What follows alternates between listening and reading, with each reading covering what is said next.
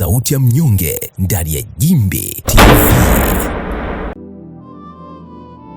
Ni mapambano ya mama anayetamani kukabili uduni wa maisha. Anaishi mtaa wa Chang'ombe jijini Dodoma.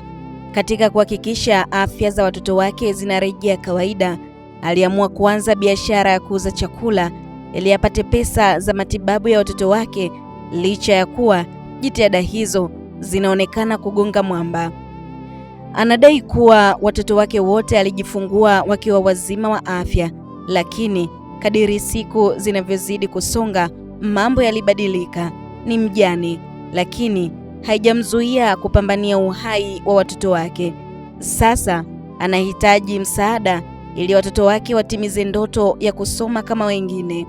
Mimi ni mkazi wa hapa Chang'ombe, naitwa Sauda Selemani Manoti. Unaweza kutupa historia ya familia yako, labda umeolewa, una watoto wangapi?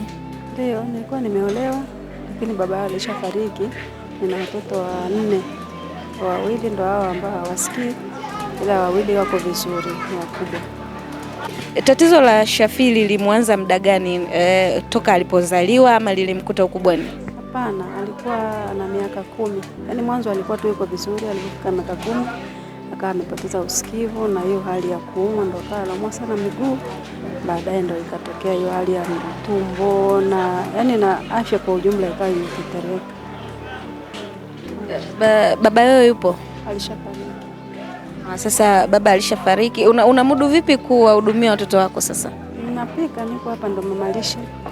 Najishughulisha na hiyo kazi ya kupika chakula. Pole sana kwanza kwa changamoto za watoto wako, lakini pia tunatamani kujua kama uliwahi kwenda hospitali labda, na pengine ulivyofika hospitali walikupa majibu gani baada ya vipimo?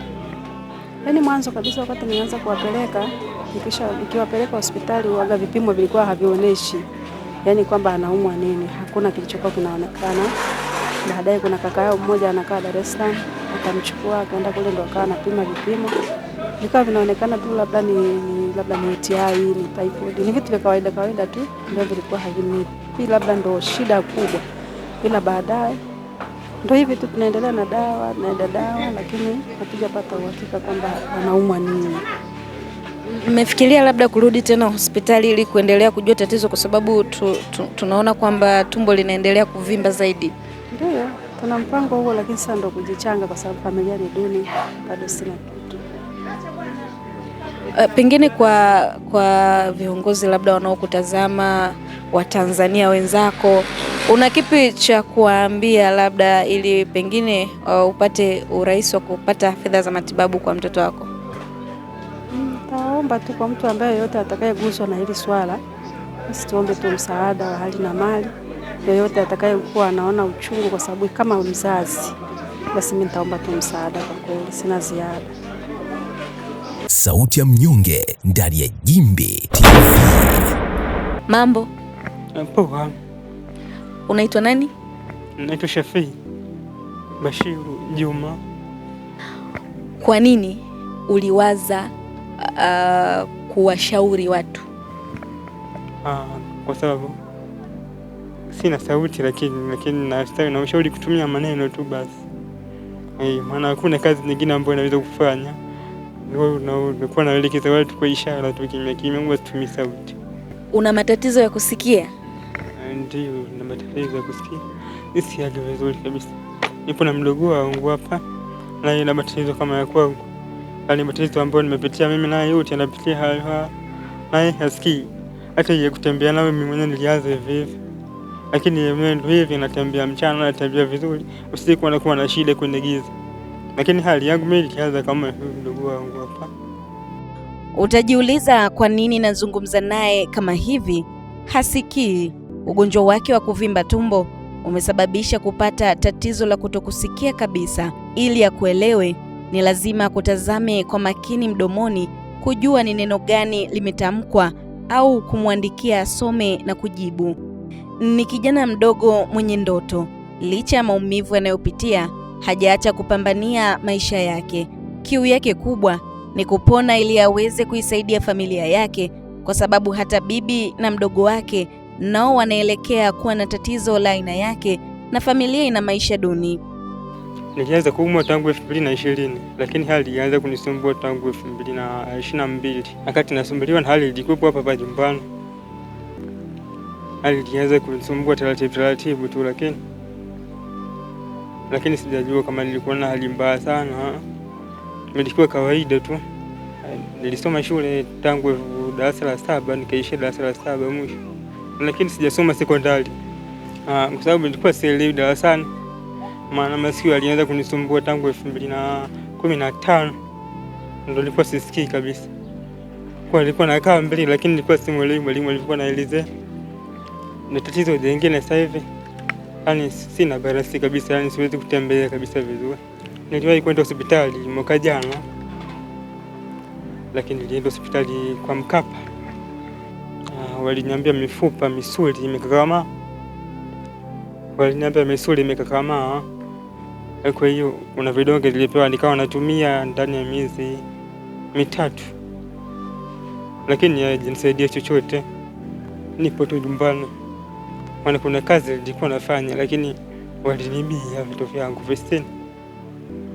Kazi yenyewe nilikuwa nimeajiriwa lakini nilikuwa nachezesha magame PS. Kwa sasa familia haina kitu kabisa. Yaani nikila sijisikii vibaya, najisikia vizuri kabisa.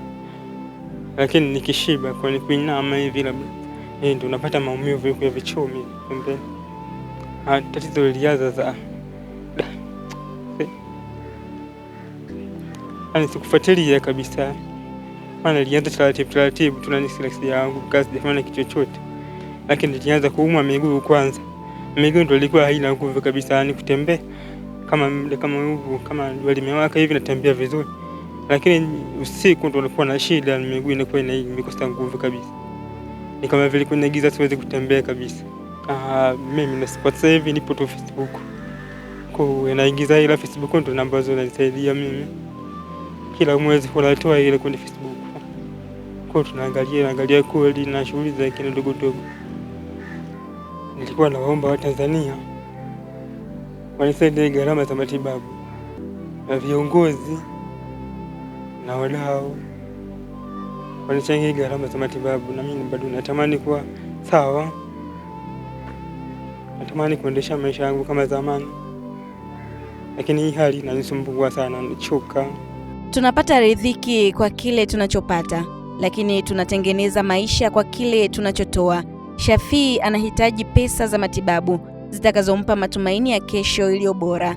Matumaini kidogo ya kesho yanaweza kurekebisha siku nyingi mbaya za kesho ya familia hii. Wewe ni dini gani? Dini yako? Ni Muislamu. Hujawahi kuwaza kufanya dua? Nimewahi mara nyingi sana.